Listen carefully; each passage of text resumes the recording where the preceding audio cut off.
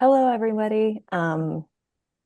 Thanks so much for joining us today. My name is Shana Marshall. I'm the Associate Director of the Institute for Middle East Studies at GW, George Washington University. And we're very excited today to have with us Ahmad Shokr, who is the author of the recent book that we'll be talking about today, Harvests of Liberation, Cotton, Capitalism, and the End of Empire in Egypt. I won't give you his full lengthy bio, but I will put that in the chat so folks know the other books that he's authored. He is a historian of the modern Middle East at Swarthmore College, and he will be discussing his book with Mona Atia. She is a associate professor of geography and international affairs at George Washington University, and I will also paste her bio into the chat. We do have some upcoming events, which I'll plug quickly. On February 9th, we are hosting Elise Semarjian and Nefertiti Takla to discuss Elise's new book, Remnants, The Embodied Archives of the Armenian Genocide. And then on February 10th, we will have a panel discussion hosted by our Middle East Policy Forum titled From Revolution to Rivalry, U.S.-Iran Relations 47 Years On. You can find all of the information about these and other events on our website. It's the Institute for Middle East Studies at the George Washington University. Just click on events and you'll see our whole lineup. So I will pass it over now to Mona. They will discuss Ahmad's book for about 45 minutes, and then we will take questions from the audience. If you have a question, please use the Q&A feature to put those in, and we will present them to the guests at the end of their discussion. Thanks once again, everyone, for joining. Thanks, Sheena. So I just want to start by thanking Ahmed for joining us today and congratulate him on writing such a wonderful book. For those who haven't had the opportunity to read it yet, I think Ahmed, it would be great if you could start off with sort of introducing the book and the key arguments, and then we'll go into discussion after you do that. Yeah, absolutely. So thank you, Mona. Thank you, Shana, for that very kind introduction. And thank you to the Institute for inviting me. I'm very delighted to be here. So I began writing this book because I was interested in histories of decolonization on the one hand, and histories of non-Western capitalism on the other hand. The book covers the period from the 1920s to the 1960s. So at the beginning of this period, the Egypt or the geography that I call the Egyptian Nile Valley formed a crucial territorial component in what historian Sven Beckert has called a British-centered empire of cotton. And over the course of about half a century, the Egyptian Nile Valley was transformed from an important node in Britain's empire of cotton into a space in which economic life became increasingly organized through nationally scaled institutions and processes. And in this period, cotton, which was Egypt's leading commodity, went from being celebrated by Egyptian nationalists as the basis of the country's riches to being condemned as evidence of a kind of retrograde economic condition. Now, to explain why this happened and what it tells us about the quest for national independence, my book follows transformations in both the political economy as well as the political meaning of Egyptian cotton during the age of decolonization. So very briefly, there are three main arguments that run through the book. The first argument is that there was a major shift in Egyptian nationalist understandings of the political economy of imperialism that resituated the locus of imperialism from circulation to production. Now, in the existing literature, there's a tendency to assume that from the start, Egyptian economic nationalists sought to industrialize their country in order to overcome colonial underdevelopment. But I think these conventional narratives obscure a major transformation that happened in Egyptian nationalist consciousness in this period. So in the 1910s and 20s, Egyptian economic nationalists largely understood the main threat posed by Western imperialism to be the dependence of millions of Egyptians on volatile markets and, volatile foreign markets and capital. They were concerned with the exposure of Egyptians to things like price fluctuations, speculative bubbles, trade instabilities. And they understood these things to be intractable forces that came with being incorporated into a British dominated capitalist world economy. But this vision of decolonization, this vision of both imperialism and what it took to break from it, would soon change. By the 1940s and 50s, a new generation understood the main threat of imperialism to be the stagnant productive capacities imposed on Egypt by an alliance of imperial financial interests and local landed oligarchs that controlled the country's agricultural wealth. In the 1940s, Egyptian left nationalists, Marxists, and development economists began to theorize the condition of colonial underdevelopment in their country. They adopted new categories like monopoly capital and feudalism to understand Egyptian political economy and, by extension, to understand Egyptian history. And so, over a few decades, then, the perceived locus of imperial domination largely shifted from the realm of circulation to the realm of production. And as a result, commercial agriculture and cash crops and landed oligarchs became viewed with suspicion by a nationalist movement that increasingly valorized industrial capitalism. Now, the free officers who took power in 1952 were shaped by this political and intellectual climate, and they ultimately embraced a project that equated national liberation with national development, which I'd be happy to talk about later. Now, what explains this transformation in nationalist consciousness? Well, this takes me to my second argument in the book, which is that this shift from a circulation-centered to a production-centered conception of imperial domination resulted from the experience of depression and war in the 1930s and 40s. The depression and war led to the devastation of cash crops, to the impoverishment of peasants, the collapse of rural credit, the spread of agrarian rentierism, the wartime growth of urban industries and populations. And it also encouraged the interpretation of those conditions through new transnational ideas about development.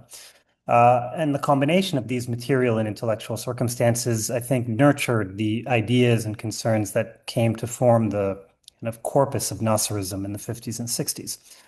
Now, the Great Depression had a massive impact on Egyptian society and politics. For small owners and tenants, the collapse of cotton prices meant growing burdens of rent and debt and taxation. And as a result, the government began to promote new programs for rural reconstruction and rehabilitation. And for large landowners, the depression meant a mortgage crisis as European-owned banks began to foreclose their properties. Now, during the war, British authorities reoccupied the country. They placed restrictions on cotton acreage. They promoted wartime urban industries that encouraged rural outmigration and drove up wages for agricultural labor. And so, with reduced access to liquid capital, with less land for cotton cultivation, and with higher labor costs, these large landowners began to turn into a rentier class that relied a lot more on leasing their land rather than cultivating it directly. Now, by the mid-1940s, these material transformations, I think, made possible a new conception of development and history.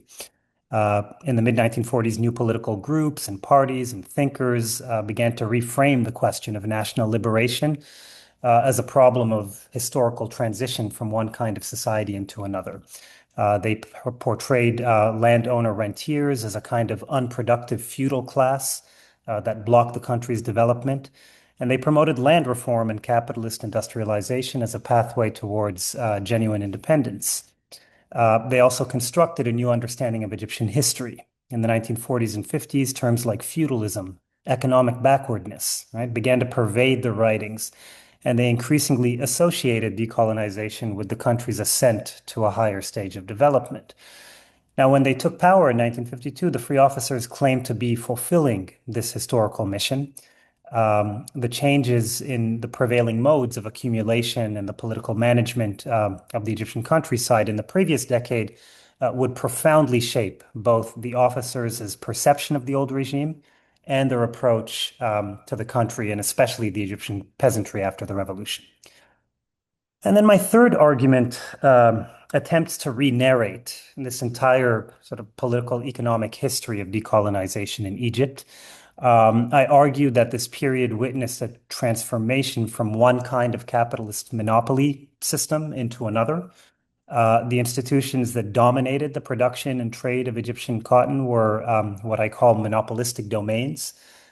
They were neither purely economic nor purely political. Rather, they leveraged in each of these domains, they leveraged the powers of the state to create arenas in which um, uh, uh, investors, landed magnates, et cetera, could engage in relatively uncompetitive, profitable activities.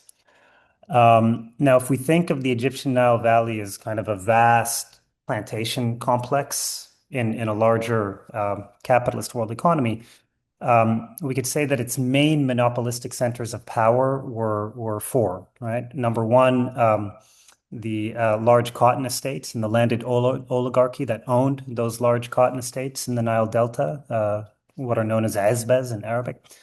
Two, the State Railways Administration that moved cotton. Three, the cartel of powerful cotton merchants in Alexandria.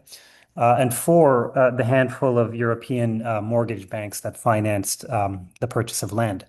Now, all of these domains were forged in the late 19th and early 20th century through preferential or concessionary arrangements of different sorts. And by the 1950s and 60s, these monopolistic domains were fundamentally transformed and integrated into the bureaucratic apparatus of the Nasserist state. The Izbez gave way to a countrywide system of rural cooperatives that allowed the state to extract surpluses from Egyptian peasants. The state railways were subordinated to a program of road development. The powerful cotton trading houses in Alexandria were merged into six public enterprises. And the European-owned mortgage companies were replaced by a state-run agricultural bank. And in the end, the consolidation of power by the free officers represented the completion of what I call a shift, right, from a regime of concessionary accumulation to a regime of governmental or bureaucratic accumulation. Now, the book ends with a chapter on Nasserism. I examined the circumstances, especially in the 1940s and early 50s, that made Nasser's vision of national development both conceptually plausible as well as structurally constrained.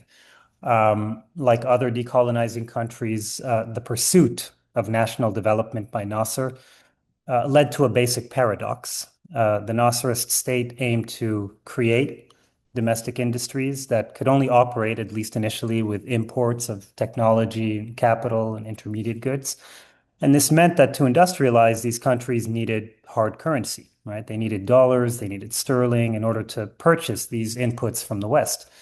But because of the global structures of unequal exchange, large inflows of hard currency into developing countries typically happened after those countries could competitively produce finished goods for Western markets. In other words, the main ingredient that a post-colonial state like Egypt needed to industrialize, i.e., hard currency, could only exist in abundance after it had successfully industrialized, right? And this is sort of the paradox of national development. Now, to overcome this paradox, many developing countries, including Egypt, relied on what I call political transfers of value. So these include things like aid, rents, subsidies, expropriations, barter exchanges, and other kinds of transfers that did not go through conventional markets. Because cotton and cotton-made goods were still a leading Egyptian commodity, the free officers relied heavily on cotton to either earn hard currency on international markets or to obviate the need to do so by engaging in barter exchange, especially with the Soviet Union, through non-market mechanisms.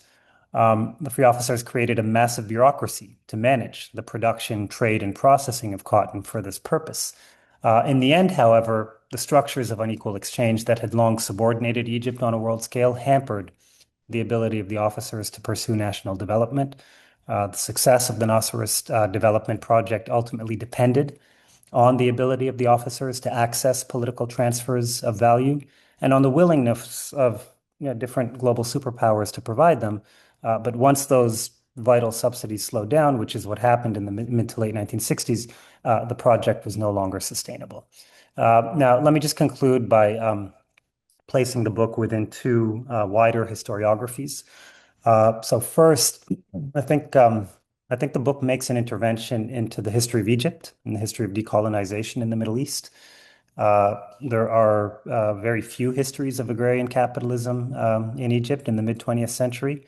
The existing literature on capitalist development and decolonization in this period tends to look at individual investors, enterprises, business coalitions, and they tend to focus largely on urban settings.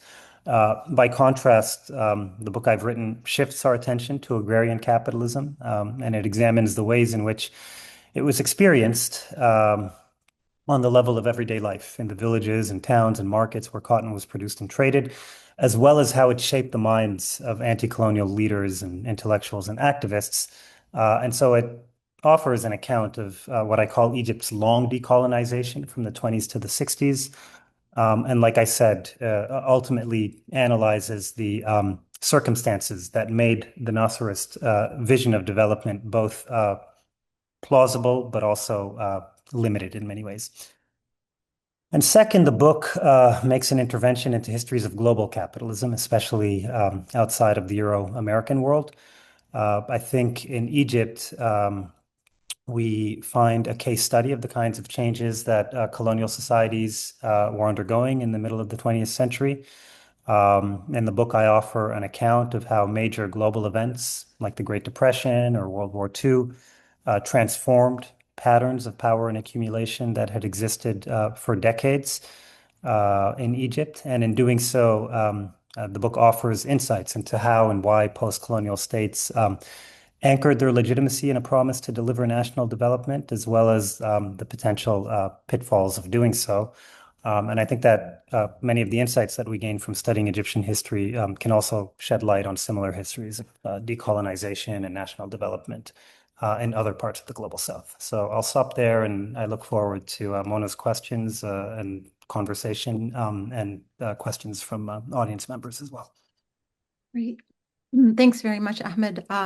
So I'm going to pick up on the sort of third main intervention that you outlined to start our conversation. You make this compelling argument that reading the 1952 revolution through the lens of thinking about it as a transition from feudalism to socialism, as has been largely done, is missing a big part and is perhaps even inaccurate. And instead, you chart this transition as one between two forms of capitalism, as you called it, concessionary versus governmental or bureaucratic accumulation. So I want to just go a little bit deeper and think about what are the implications of characterizing the economic transformation in this way, and how might it help us understand the post-Nasserist era? Sure. So I think the best way to understand the implications of this argument is to situate it against the existing literatures that it's writing against. So the history of Egypt between the 20s and the 60s is usually narrated as some kind of transition, right? So like you said, Mona, the architects of Nasserism and their supporters understood it to be a transition from feudalism to socialism. Other historians often understand it to be a transition from a kind of laissez-faire capitalism to state capitalism. I think what I'm doing is breaking with both of these older narratives. I avoid any kind of putative distinction between the state and the economy in the way I write about this shift. I also avoid any kind of Manichaean binaries like backwardness versus progress.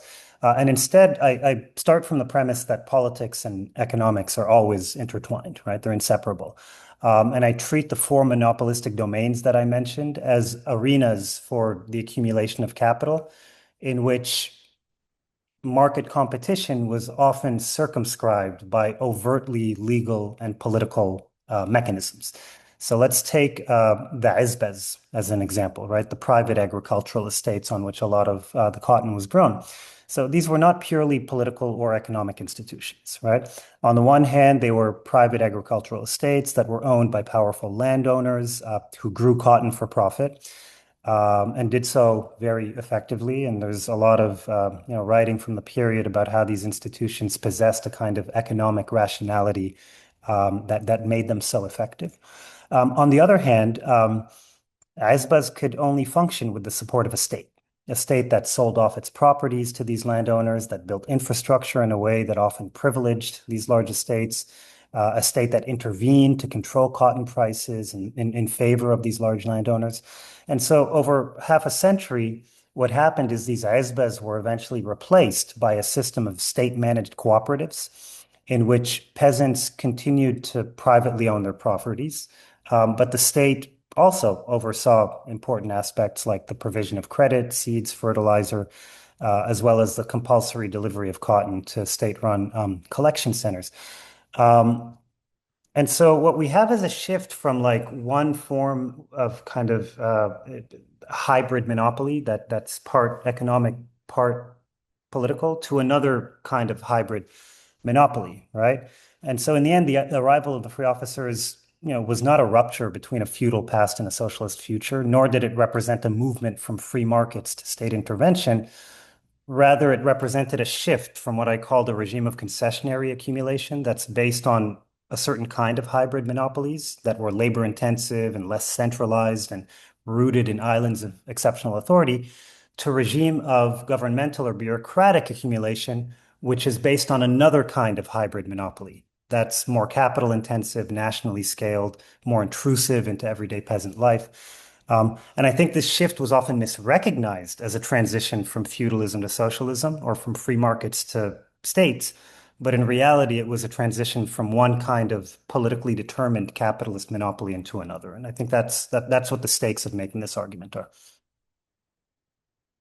Um, the other sort of main intervention I think you offer us is thinking about this you call the long era of decolonization of the economy, and you do so through a commodity, right? And centering agrarian capitalism. In this case, you focus on cotton, but I'm curious about this kind of decision. What do you think this offers us in terms of understanding the factors that transform the Egyptian economy, where you combine a commodity history with a social or intellectual history to sort of tell this compelling story? Hmm. So, so like many colonial societies, Egypt specialized in the production of raw materials, especially cotton. Um, Until the 1940s and 50s, I believe cotton was the most valuable raw commodity in world trade, and Egypt was the third largest cotton producer in the world after the United States and India. Egypt had a monocrop economy where cotton made up anywhere between 75 and 90% of its exports. And Egyptian ruling classes, or sorry, the ruling classes that existed in Egypt consisted of a powerful landed oligarchy that produced cotton, as well as a mercantile bourgeoisie, including many foreigners, that financed and traded cotton. And the cotton economy was also a feature of Egypt that I think had long been deliberated and interrogated and theorized in different ways by generations of thinkers, both Egyptian and non-Egyptian. So for all these reasons, I found cotton to be a very good lens through which to examine the dynamics of decolonization in Egypt. Now, that said, I um I think what I'm doing might be a little different than some other commodity histories, at least the ones that come to my mind immediately. And I think many commodity histories, especially the ones that focus on global exchange and mobility, um, tend to sort of reveal unequal relationships that existed between different parts of the world through the story of a single commodity. Um, by contrast, I kind of start by assuming that the world is geographically uneven, and I look at cotton to understand the rise of a new political or ideological paradigm, right, in the 1930s and 40s, in which production rather than circulation became understood by Egyptian nationalists to be the primary locus of imperial domination. And so I look at how the production and trade of cotton changed over time, as well as how Egypt's status as a major cotton producer shaped the ideas of anti-colonial leaders and intellectuals and activists who grappled with the question of national sovereignty. And I think this focus on changing sets of ideas is different from what you tend to find in a lot of other commodity histories. Now, you're absolutely right that the book combines political economy with intellectual history. I think you're absolutely right.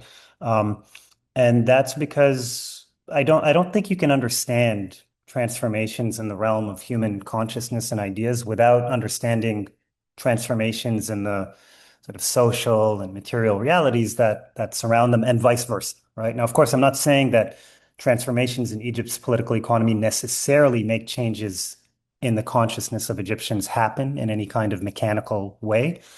But I do think that the structures of our lived social realities do make certain ideas more plausible or thinkable than they otherwise would have been. And so for that reason, I trace how changes in the structure of cotton production and trade, especially in the 30s and 40s, were grappled with intellectually by nationalists and Marxists in the late 1940s. And I also think that this period, right, especially in the late 40s, is absolutely crucial to understanding Nasserism because it's in this period that we really see the formation of a repertoire of ideas that become indispensable for Nasserism in the 50s and 60s, right? Like the characterization of landowners as a feudal class. This becomes central to kind of Nasserist rhetoric in the 50s and 60s. It's written into the idea that the Nasserist state was overcoming feudalism in Egypt. I mean, that's an idea that's written into the regime's foundational documents, the 1956 Constitution, right? The 1962 National Charter. It's an idea that you see over and over again in speeches and films and all kinds of things, right? And it's really in the 40s that this idea emerges as part of a larger repertoire of ideas and concepts that the Nasserist state then later draws upon. So that's why I think, doing this history the way I do is important. I want to follow up on that point. So, you've foreground all of these different nationalist thinkers, right, throughout the book, and it just made me wonder about were there robust exchanges happening between these thinkers and other scholars from the global South, or um, other decolonial movements who inspired both the Egyptian nationalists to change their view of cotton so dramatically, and also if maybe these thinkers inspired other decolonial movements to rethink and reposition themselves vis-a-vis, um, you know, thinking about again agricultural development versus industrialization and the creation of a national economy. Yeah. Um, yeah, so most of the story that I tell is about it like happens in the 20s, 30s, and 40s. There's only one chapter later, at the end of the book that's about the Nasserist period in the 50s and 60s, right? And so you could think of the book less so as a history of Nasserism and more a history of how we got there. And so much of the story that I tell happens sort of b before the high point of kind of institutionalized third worldism in the form of the non-aligned movement, etc. Now, that said, there are all kinds of exchanges that are happening between nationalists in Egypt and figures in other colonial contexts. I tell the story of Ibrahim Rashad, one of the founders of the cooperatives movement in Egypt in the 1920s, who travels to Ireland during World War I and gets trained in agricultural economics. Is actually the first Egyptian trained in agricultural economics, and comes back to Egypt with all kinds of ideas about the relationship between cooperative agriculture and national independence, and tries to institutionalize them in different ways in Egypt. You have figures like Gandhi, who visits Egypt in the 1930s and meets with Egyptian nationalists, and his visit sparks all kinds of conversations about what it means to undertake national development, both by people who in Egypt who are enamored by Gandhi as well as critics, right? Later in the 1950s, you have all kinds of engagements with, of course, Soviet experts who began coming to Egypt in larger numbers, especially from the late 50s and more so in the 1960s. as well as development experts from India, from other parts of the global south. But that said, I think it is also important to remember that this story is taking place in an imperial world, and that the embrace of industrial capitalism that I chart in the 1940s and 50s is profoundly shaped by circuits of knowledge transmission that run through Europe and to a lesser extent the United States, right? Um, so some of the key figures in the story that I tell are connected to institutions like the London School of Economics, right, and are profoundly influenced by Fabian socialist ideas, right? In fact, one of the main sort of early architects of economic policy under the free officers, Rashid al-Barrawi, comes out of that setting. One of the people who writes the very first studies, book-length studies of industrialization in Egypt in the late 40s, actually does so after completing his Ph.D. at LSE with W. Arthur Lewis. You have Egyptian Marxists who are reading other Marxists, mostly in French or in English, and circulating ideas from that tradition. You have Egyptian graduate students in the United States in the late 40s, early 50s that come back to Egypt and go on to become key kind of planners in the Nasserist state. So as much as there are, of course, all kinds of engagements with figures in other colonial contexts, including across the global South, I think it's also important to remember that these thinkers are operating in an imperial context, and that includes being shaped by circuits of knowledge transmission that do, in some fundamental ways, continue to be Eurocentric.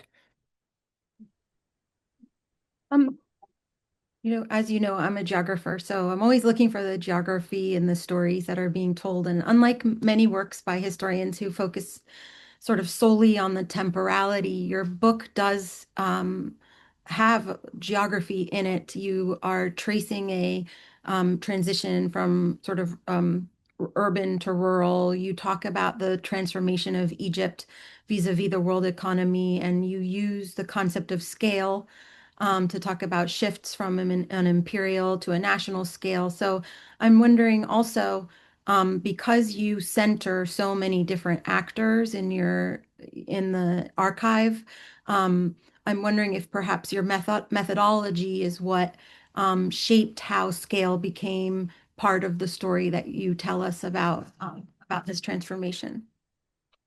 Yeah, absolutely.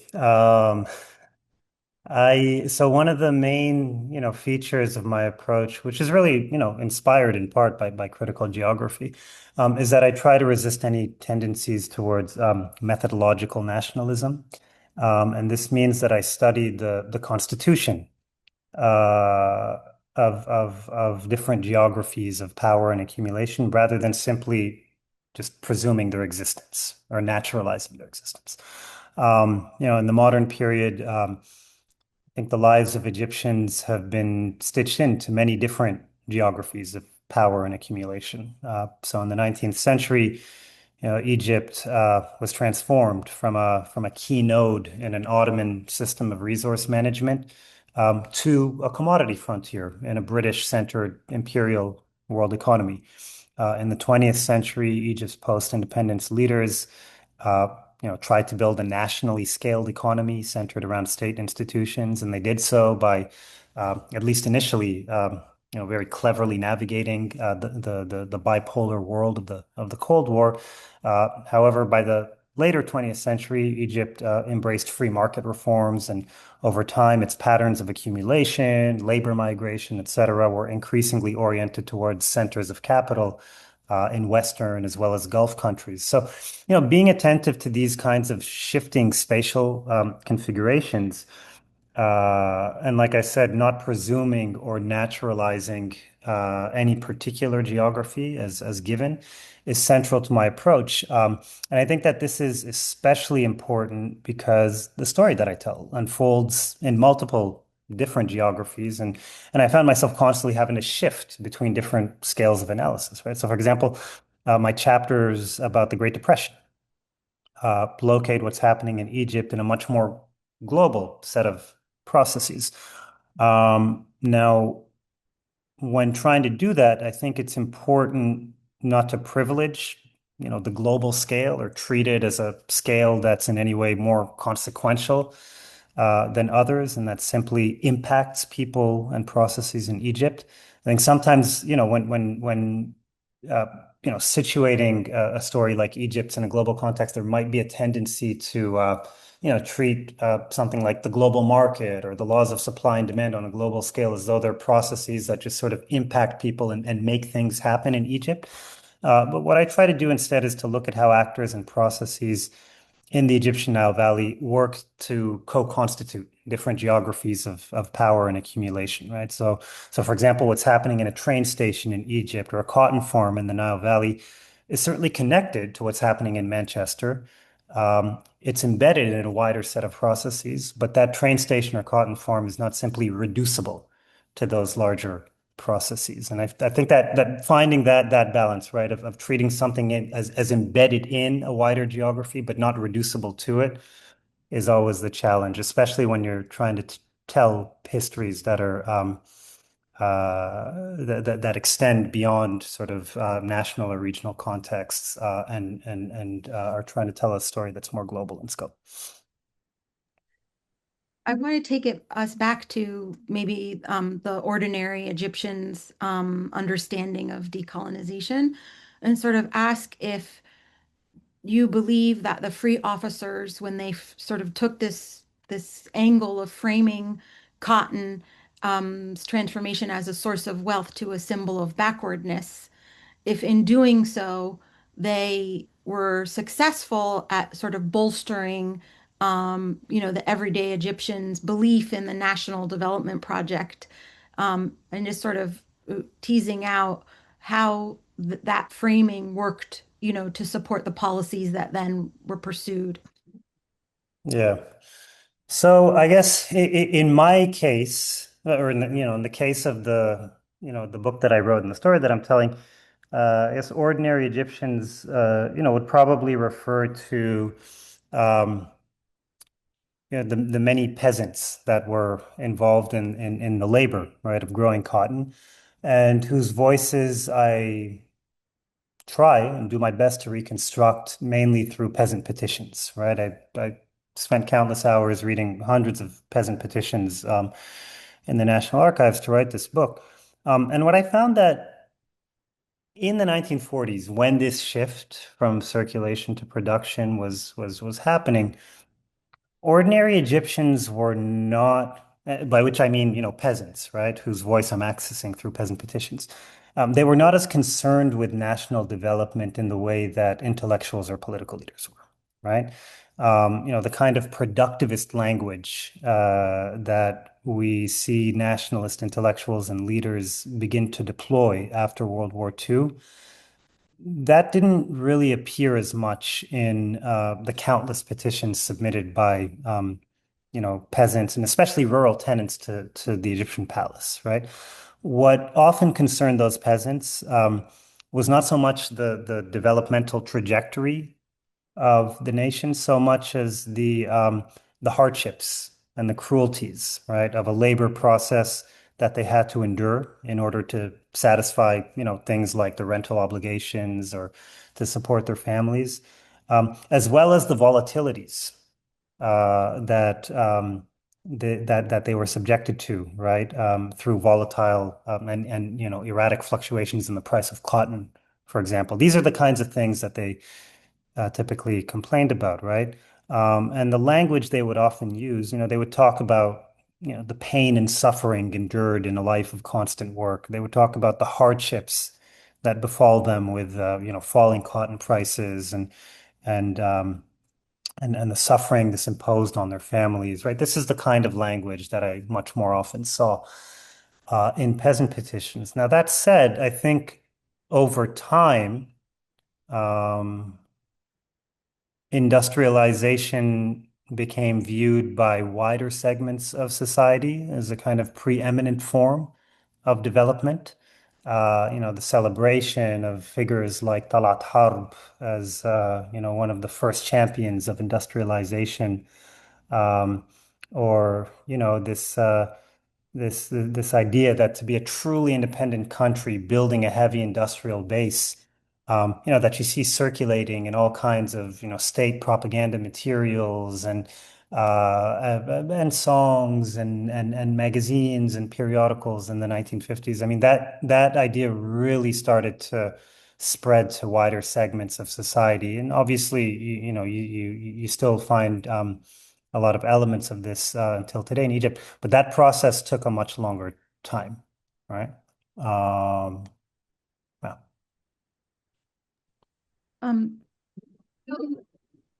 from our previous exchanges that the 2011 revolution, was an inspiration, I think, for this work. And as you were trying to grapple with sort of how Egypt might build a more inclusive or just economy, move away from a neoliberal one.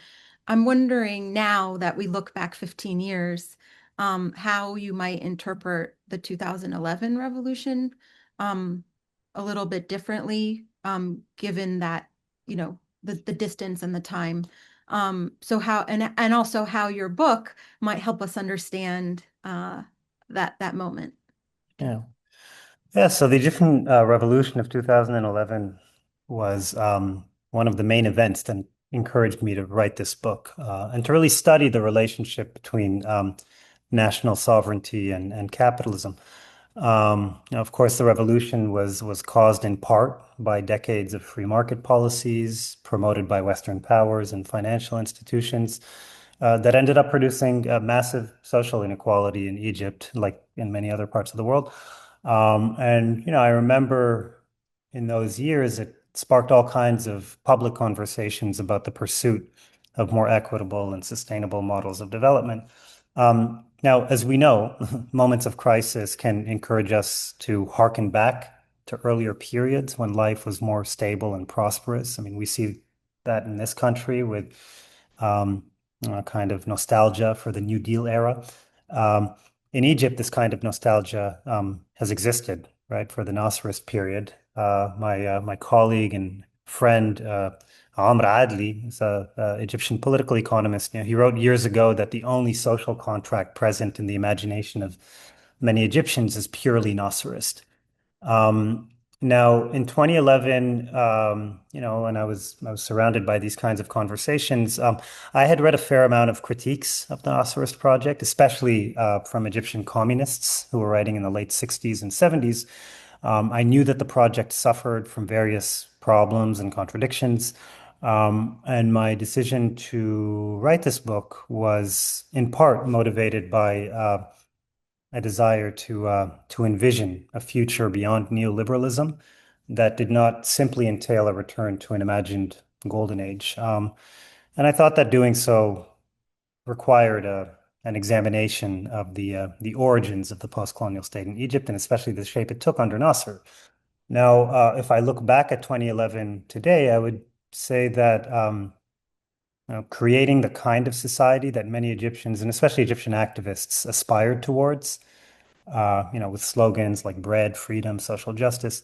I think that requires a deeper understanding of our own past and why projects that were anchored in similar aspirations, at least publicly, why those projects failed to deliver. What were the domestic and more importantly, the international constraints that prevented the full realization of those projects? How do we look beyond the actions of just corrupt individuals, whether they be rulers or cronies or apparatchiks, to understand the structures within which we exist and how they can limit our own political and economic aspirations? And how does nostalgia for the past work to conceal the challenges that exist in the face of any sort of project for genuine national liberation, right? I think these are the questions that I would pose front and center if I could turn back time. Yeah, it seems like, well, in Egypt, there's a nostalgia for both Nasserism, and there's a different, I would say, class and group of people have nostalgia for Sadat. And then in the post-revolutionary era, you started to have nostalgia for Mubarak. So I think you make an important point about the role of nostalgia in sort of shaping people's imaginaries. We could probably have a longer conversation. I'm just going to ask you one more question. Please, if the audience has a question, you can use the Q&A box or the chat box. And we have two questions from the audience already, so just a reminder to do that now. My final question for you is, I think at the moment there's quite a lot of interest in understanding anti-colonial struggles, both regionally, but also sort of decolonization as a global project. So I'm wondering if maybe we could just take a step outwards and think about what are the broader implications of your work. And you can feel free to talk about, the projects that you're working on now. How do they help us understand these anti-colonial ongoing continuation of anti-colonial struggles regionally and globally? Um, I mean, genuine decolonization is very hard, right? And the challenges in the face of achieving it are immense. I think the paradox of national development that I described in the case of Egypt in the 50s and 60s is a paradox that countries across the decolonial world faced as well. Um, and I don't think in saying this, I don't think I'm saying anything new, right? I mean, there's a lot of literature that already, shows to us that national development was always from the beginning an internationally organized project that could only be pursued within the existing strictures of the world economy as it existed at the time. I think what I'm doing, what's novel about my book is that I'm tracing how this conception of development sort of arrived to Egypt and what were both the material and intellectual circumstances that allowed it to come into existence. But the challenges have been written about by many others. And so, yeah, I think that thinking about national development cannot be separated from thinking about the structure of the global order. Of course, in the late 60s and 70s, efforts by states in the global south to collectively push for a reorganization of the international trade and monetary and financial system really started to gather pace. For example, the new International Economic Order in 1974. Um, and in the period that I study, right, the 50s, early to mid 60s, I think that there were other international movements, UNCTAD, the non-aligned movement that all played an important role in generating alternative and more equitable ideas about development and global trade that helped lay the grounds for some of those developments later in the 1970s. But I think, in the epilogue to the book, I try to situate myself back in the 2011 to 2013 period and reflect on what the story tells us as a whole. And I think uh, that improving both Egypt's productive capacities and restructuring international trade relations always have to be thought about together, and Egypt always has to be understood as an entity that exists within wider international structures and constraints, uh, and thinking about that, what that means, right, has to be front and center in any genuine project for decolonization, whether it's in Egypt or elsewhere. I'm not sure that anyone yet has all of the answers for how to overcome those challenges, but thinking about them seriously is the first step. Actually, the first question is from Dane Kennedy, and it actually relates to this. So he says, you frame your study in terms of decolonization. I wonder if you could speak about what decolonization means for the Egyptians that you study, and how do they determine when or how it has been accomplished?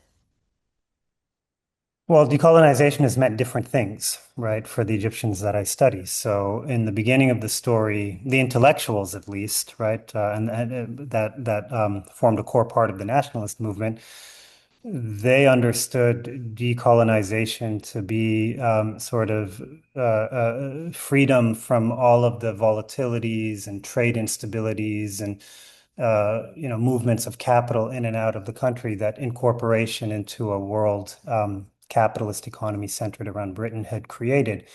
Whereas by the 1940s and 50s, that understanding had fundamentally changed, and you had a new generation of nationalists who understood decolonization, at least in economic terms, to mean overcoming the stagnant productive capacities that an alliance of Western capital and local feudalists had imposed on the Egyptian countryside, and therefore prevented any possibility of the country's decolonization. Now, those are two different visions of what decolonization means. I think from my vantage point, I would say, I think that production and circulation always have to be understood together in relation to each other, and that thinking about one side of the problem and not the other sort of represents a sort of fetishized understanding of what's going on, where so you take one aspect of a process and misunderstand it, misrecognize it to be the entire process, right? Um, so, understandings of decolonization have shifted over time. By the late 60s, 1970s, you had a new generation of Egyptian neo-Marxists and new leftists and dependency theorists that, tried to sort of combine attention to all of these things in new ways. But I can't say that there's one single way that decolonization has been understood all through this period. It's constantly been shifting. And then the way that I tell the story, it's been shifting at least in part in relationship to changing material circumstances, in this case in the Egyptian countryside. Great. The next question is from Nariman Mustafa. She said, fascinating work, thanks. How would you describe how the free officers regime delineated boundaries of state functions and division of labor vis-a-vis citizens? How would you link this, especially the choice of a cooperative model, to the intellectual ideas of the era you discuss? And then I guess a follow-up is, what in this era paves the way to a shift to a military monopoly over many industries beyond agriculture in modern day? Okay, so in terms of the first question, so the free officers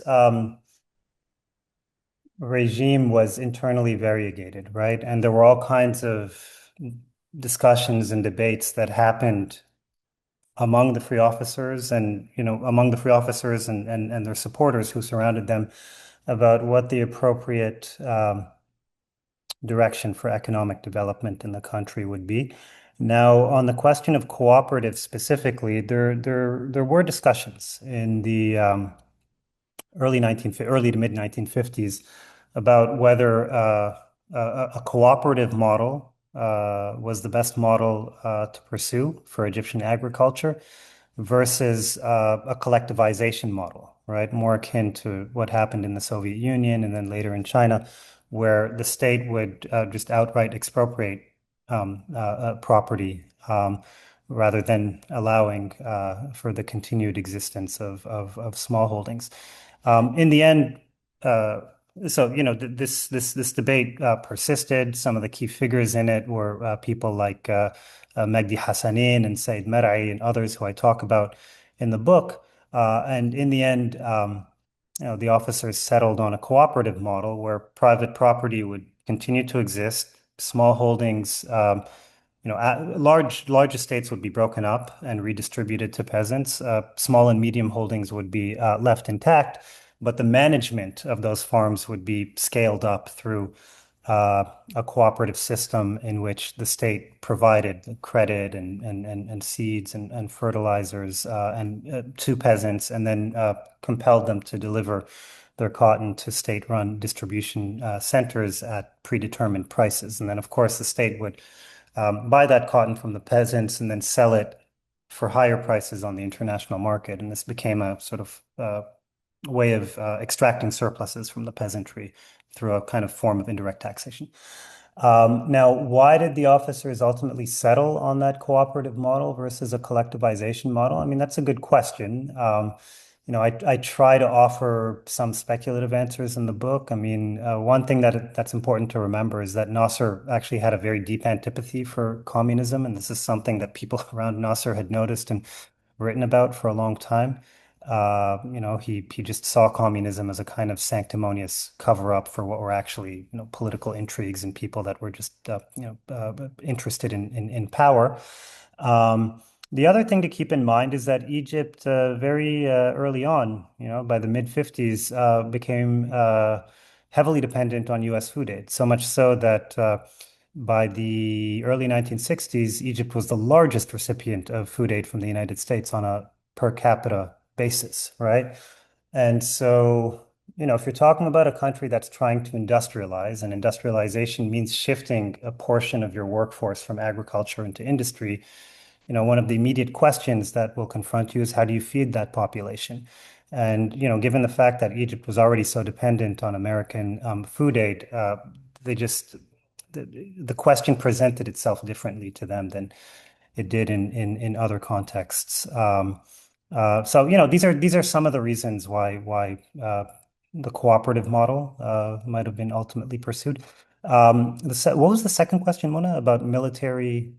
Yeah, so what in this era paves the way to a shift to a military monopoly over many industries beyond agriculture in the modern day?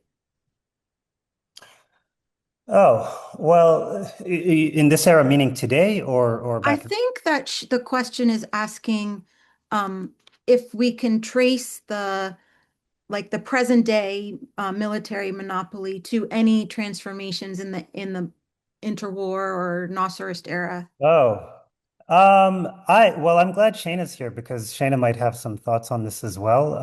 Shayna and Josh Soccer and others have written about this. Um, I, I think the to the extent that one would call what existed in the Nasserist period military rule, and I would hesitate to use that label, right? As does Samir Amin and many others. But to the extent that one does call it that, I think it operated very differently than the way the military functions in Egyptian political and economic life today, right? I understand the free officers as a politicized faction within the military who seized power. And then once they seized power, they ruled in cooperation with, all kinds of other civilian bureaucrats and people. And of course, officers, played a very important role.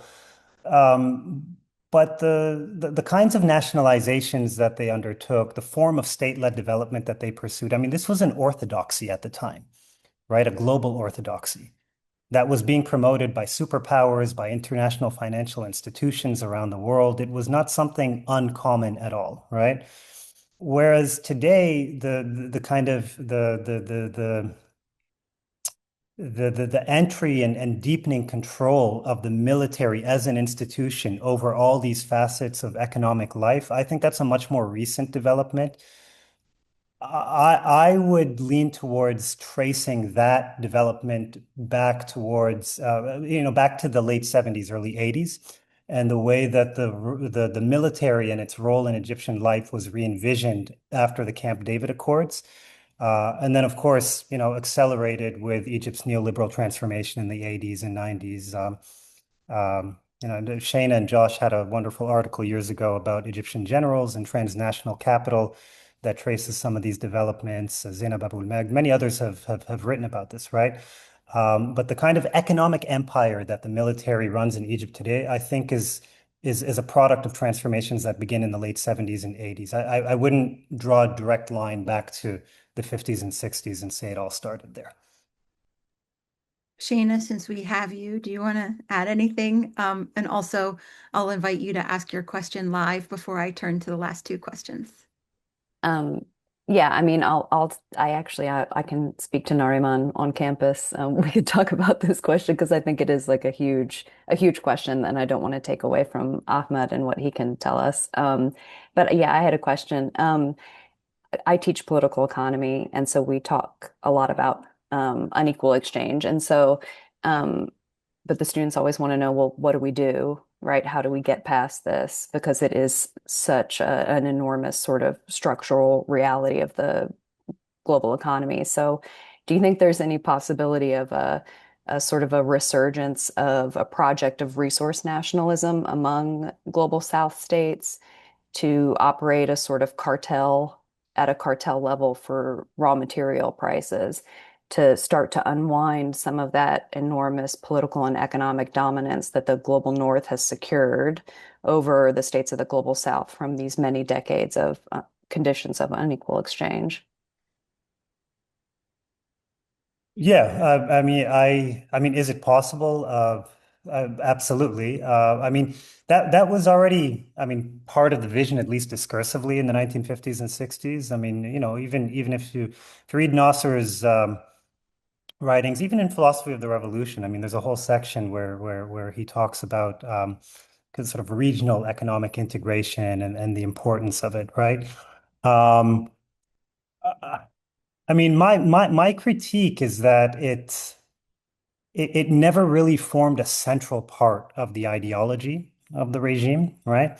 The all the kind of modernizing language of overcoming feudalism and so on, like played a much more central role in the way that the Nasserist state legitimized itself publicly than any kind of commentary about the realities of unequal exchange and how to overcome it. Now, that doesn't mean the officers weren't aware of these problems. Of course they were, right? And they exhibited a keen awareness of these problems in all kinds of international forums, right? They hosted the conference in Cairo in 1964 with Raoul Prebisch and others, from which UNCTAD was ultimately born. But challenging these deeper structures were never part of uh, the regime's ideology, or publicly kind of presented ideology in a serious way, right? I'd say that, we might even say that the free officers tended to confront imperialism geopolitically more so than economically, right? So Nasser, I mean, he read a lot of grand strategy. He opposed the continued presence of British troops in the Canal Zone. He refused to join Western military alliances like the Baghdad Pact, right? He underscored the importance of neutralism and non-alignment. He had a very astute geopolitical understanding of the post-war global landscape. And that formed a core part of the regime's ideology, right? So, for example, like Nasser formally adopted the foreign policy concept of positive neutrality in 1955, right? But there wasn't much of a corollary to that in the realm of economic policy, right? There was no equivalent to positive neutrality in terms of the regime's economic ideology. And maybe that's because, these concepts were forged at a time when British imperialism was still the primary thing that Nasser was confronting, right? It was a different kind of world, right? But it would only be a matter of time before the regime understood that the realities of unequal exchange as they existed through the colonial period continued to be a problem even in a post-war age when the United States emerged to global superpower status, right? So, anyways, I know I took my answer back to the 1950s and 60s because that's what the book is about. But yeah, in terms of a resurgence today, I mean, yeah, it's absolutely possible. It's even more thinkable now with the kind of global shifts in power that we see and the demise of American unipolarity on the global stage and the emergence of new kind of trading blocs, etc. Um, um, and it's absolutely, I think, one of the ingredients that would be necessary to confront the realities of unequal exchange. Will it, what will happen in the future? I don't know. That's partly why I became a historian, but We've got a question here from Richard Schmidt.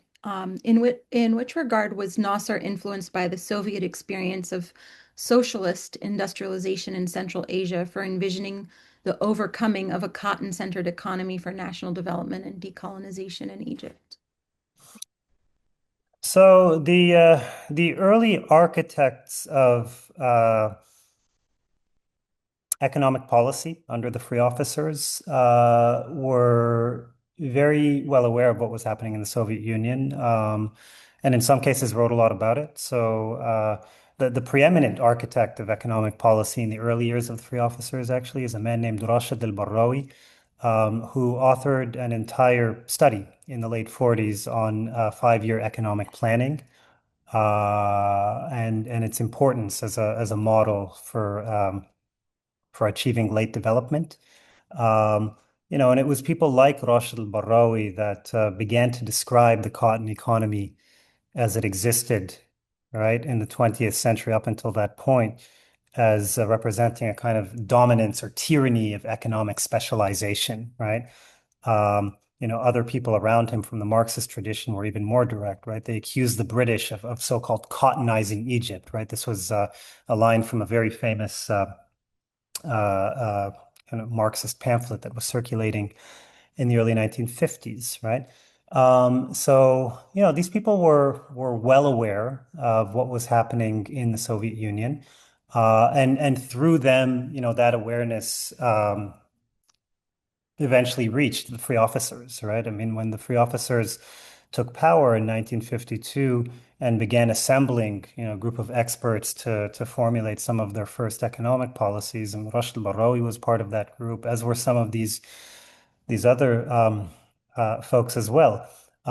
At the same time, it is important to keep in mind that, within a few years, by 1955, this idea of non-alignment and positive neutrality became a real centerpiece of the Nasserist project. And so, um, not getting too close to the Soviet Union was very much part of the regime's thinking as well. And you could say that through the 50s and 60s, what they were really doing were kind of, cleverly trying to manipulate Cold War superpower rivalries between the Soviet Union and the United States to, get what they could from here, get what they could from there. But there was a limit to how far that strategy got you. I mean, Egypt probably did a better job at it than some other countries in the global South in this period, Egypt and India both. But that's not a long-term solution to the problem of unequal exchange, right? I mean, that can be kind of a temporary band-aid solution, but it's not a long-term structural solution, as they discovered in the mid to late 60s. Um, the last question we have for today is from Hamid Muhammad. He says, I know religion is not a major category in the book, but I'm curious if religion was in any way irrelevant or made irrelevant to Egypt's political economy during this period. That's a good question. I mean, it depends what we mean by religion, right? If by religion we just mean like a set of discourses, idioms, the kind of language that people use in describing economic life, both in times of prosperity and hardship, then yeah, of course, you see that all over the place in peasant petitions. You see that, in many different things, right? But if by religion we mean like organized religious groups, organizations, political parties, those certainly figure less prominently in the book. They could have figured more prominently, to be honest. At a certain point, I had to make decisions about what to keep and what to leave out in the book. They could have figured more prominently. I mean, the shift in the conception of development that I trace in the 1940s um, affected the way groups, members of the Muslim Brotherhood, wrote about Egypt at the time, affected the way. I mean, Said Qutb, who became one of the leading theorists of the Muslim Brotherhood in the 1950s and 60s, wrote a whole book in, I believe, 1949 or 1950 about Islam and capitalism, where, he embraced a lot of the language that these other Marxists and development economists in the 40s were using in terms of describing the Izba owners as feudal and describing independence as, in part, a process of overcoming Egypt's status as a feudal country. So I could have certainly included much more of that in the book. I think ultimately the reason that stuff doesn't figure as prominently in the book is because I'm trying to trace the kind of intellectual circuits that brought us to Nasserism. And if you look at the people that the free officers were speaking to and incorporating into government after 1952 and where they were getting their ideas from, development economists and Marxists and left-wing nationalists like Rashid al-Barrawi, I think played a much more important role in ultimately transmitting those ideas to key members of the free officers and helping to make those ideas key pillars of the officers' legitimating discourse after 1952. All right. Well, Ahmed, congrats again on writing really a wonderful book. For those of you who haven't had a chance to read it yet, it is available through Stanford University Press. And Shayna, do you have any closing announcements? Nope, other than those upcoming events, again, if you just find us online, the Institute for Middle East Studies at GW, you can navigate to our event page and see all of our upcoming events. Our annual conference will be in April, which is on tech futures in the Middle East, technologies of ecology and life and death in the Middle East. So you can check that out. That will be in person and also on Zoom. And February 9th, again, Archives of the Armenian Genocide, and February 10th, Revolution to Rivalry, U.S.-Iran Relations, 47 years on. Thank you so much, everyone, for coming. We really appreciate it. Ahmed, this was wonderful. Very, very enjoyable hearing about this book and can't wait to get it and integrate it into my syllabus. Thank you so much for your really wonderful research. Also want to get that copy of that Marxist pamphlet from you. It's always nice to have material objects that you can, try to show students in the classroom about the histories of countries in the global south and the economic and political struggles and the movements that were very, very strong and powerful and influential to help them sort of stave off the nihilism of our current moment. So that's very much appreciated. And thank you so much, Mona, for being such a wonderful discussant. And thank you, of course, everyone also for attending and stay warm. Thank you.